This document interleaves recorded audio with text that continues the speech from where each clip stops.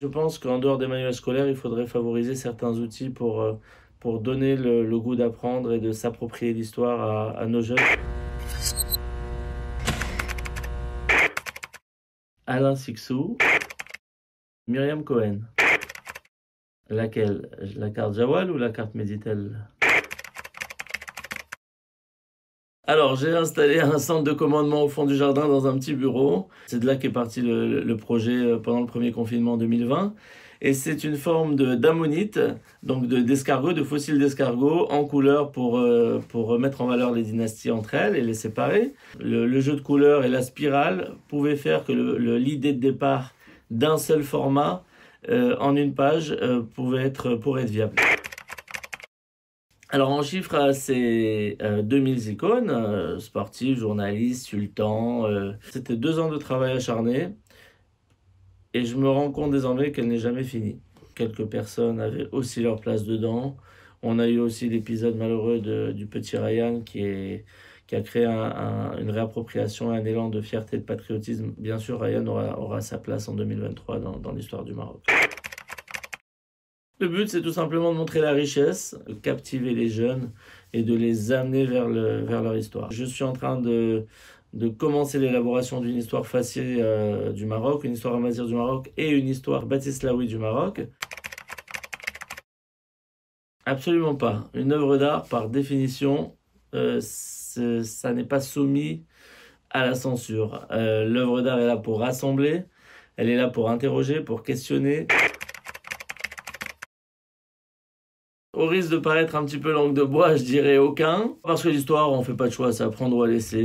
Tu prends les coups d'État de 71-72, ça débouche sur les années de plomb, mais derrière, on a l'alternance, on a l'ouverture, on a le règne de Mohamed VI, donc il n'y a pas de pire moment.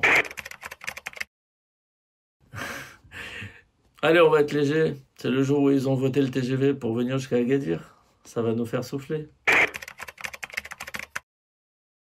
En numéro 1, sans aucune hésitation possible, la tour Hassan à Rabat, inachevée, ce qui la rend unique, c'est ce qui permet le rêve et la contemplation.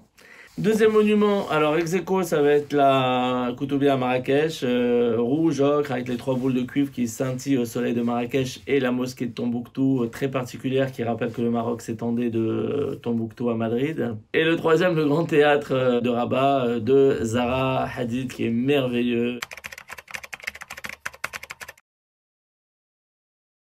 Bien sûr, le but, c'est la transmission. Je suis sûr qu'il sera réceptif à cette initiative, d'autant plus que son ancêtre Bahmed Ben Moussa, qui avait assuré la régence entre 1894 et 1900, entre Hassan Ier et Moulay Abdelaziz, y figure bien sûr en bonne place. Il y a des bons points, des bonnes avancées, des bonnes avancées. L'incorporation dans les manuels scolaires de la composante juive est salutaire et il n'y a pas que ça, mais je pense qu'en dehors des manuels scolaires, il faudrait favoriser certains outils pour donner le goût d'apprendre et de s'approprier l'histoire à nos jeunes. Je vois qu'on a une jeunesse qui est la force de ce pays, bien sûr. Clairement, c'était trop linéaire à l'époque. On apprenait les choses de manière chronologique. Et il y avait très peu de photos, très peu d'images de bataille, très peu de photos de sultans ou de monuments. Et c'est dommage parce que je me rends compte qu'une grande partie de ce qui est contenu dans cette fresque, on l'avait appris à l'école, c'est de l'enseignement basique. Mais 65% des gens ont une mémoire visuelle, il ne faut pas l'oublier. Et c'est en voyant une image qu'on se l'approprie.